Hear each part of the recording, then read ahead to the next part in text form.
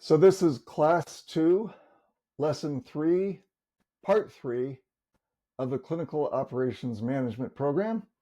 I'm Daniel Hermann O'Moran.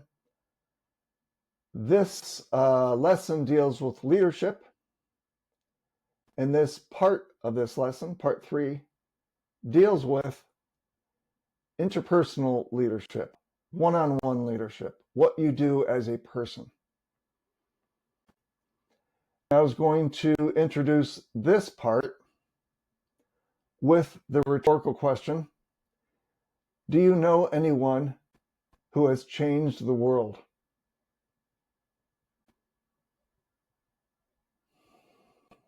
And when people ask that question or talk about that idea, people who have changed the world, they think, let's see, who has changed the world? Jesus and Muhammad, Stalin, Karl Marx, Lenin, those big names, the big ones who you learn about in high school, or you read books about, read autobiographies and biographies, those big people. And for sure, they did change the world. But my point of this part of this lesson is that everyone not only can change the world, but does change the world.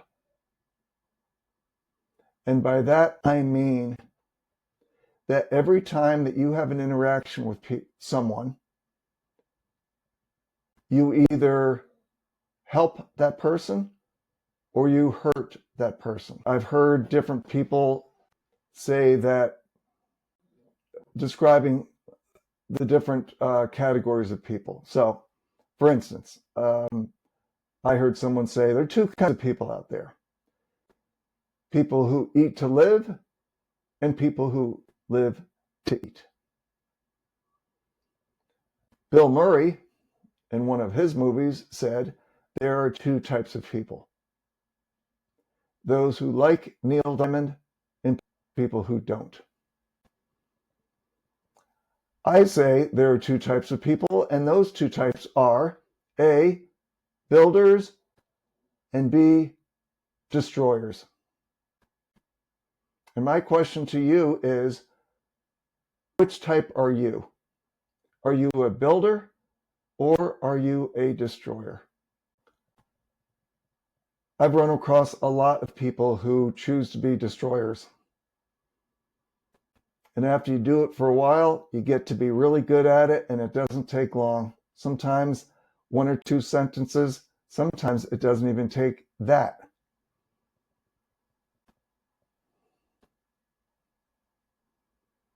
I was saying to someone that human beings have this amazing brain.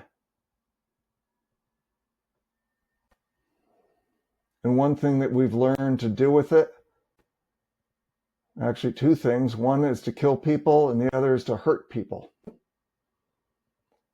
You can hurt people by the way you talk to them and the way you talk about them. And conversely, you can build people by the way you talk to them and the way you talk about them. I was thinking recently that one of the best things that a person can do for someone else is talk to them respectfully. Talk to them as though they count, that they matter. Another thing I think that is a very simple but difficult act of building is listen. Listen to people. Listen with the intent or the goal of understanding the other person. Don't listen thinking that it's your obligation to let the other person talk, so as soon as you discharge your obligation, you can start talking. No, that's not listening. That is just of seeing patients. Just listen. Listen with your ears. Listen with your eyes. I'm telling you, I haven't run across many listeners in my life, and when I have, I noticed. I went to a bar one time with a bunch of people from work, and I was talking to this guy, and he was an interesting guy, and he was such a good listener. It was clear to me that he was listening to my words and trying to understand my ideas. It was clear in his body language, in his restraint. It was so affirming. And after it was all over, someone else in the group told me that person who I was describing had a hearing disability, and he was doing everything he could to understand my words, my vocalizations. But to me, it came across as just a great listener.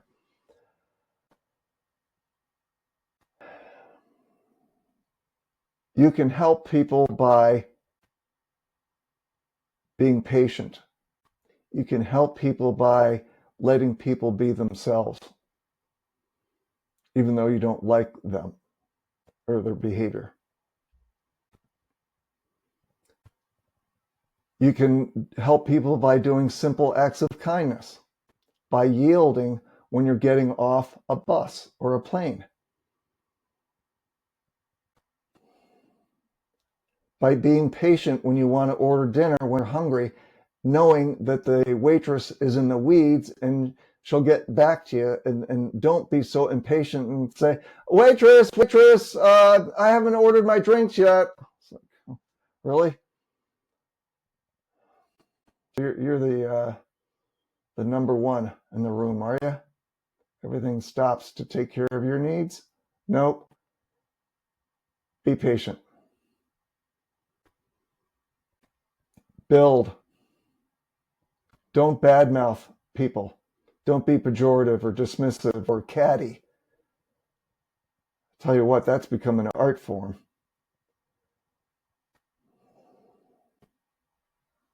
Don't do it.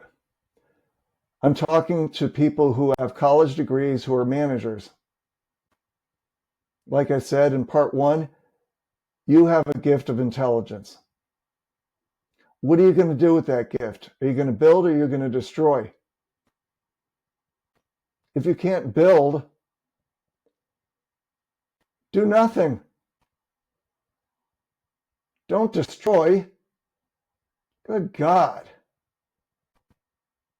Don't destroy.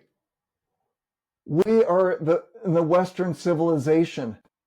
Did you catch that second word? Civilization? That means we're supposed to be civilized. And not only does that mean on a governmental basis, a military basis, but on an interpersonal, one-on-one basis. Don't diss people. Don't interrupt people. Don't badmouth people. You're going to have to compete objectively. Be civil. You know, there's this word out there, philanthropist.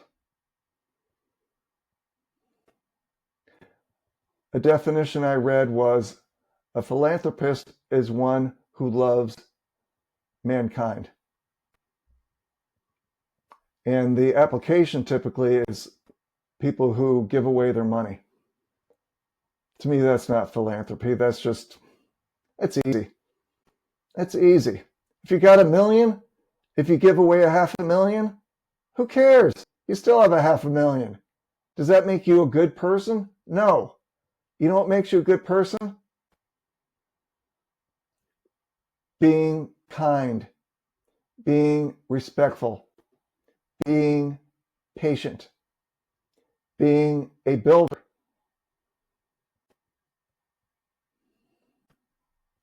Yielding. Let other people talk. Listen.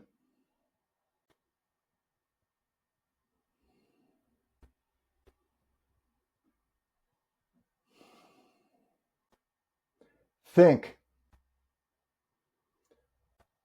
am I a builder or am I a destroyer?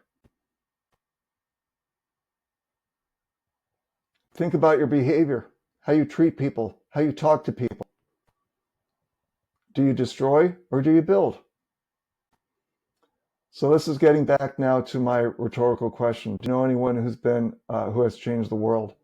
Yes, that person is you.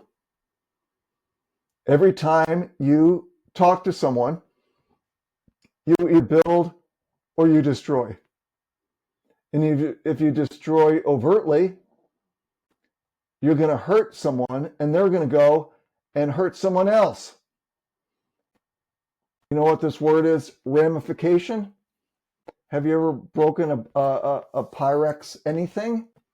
Then you know what ramification is.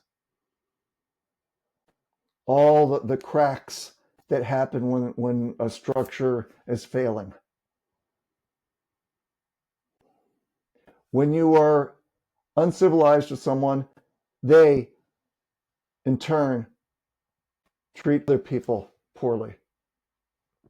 And conversely, if you're good to people, they will think good of themselves and the world, and the next person they talk to, they'll be kind to, and they'll be affirming, and they'll be building. And it'll go on like that. So one person can change the world. You do it by respect and by kindness. Do it.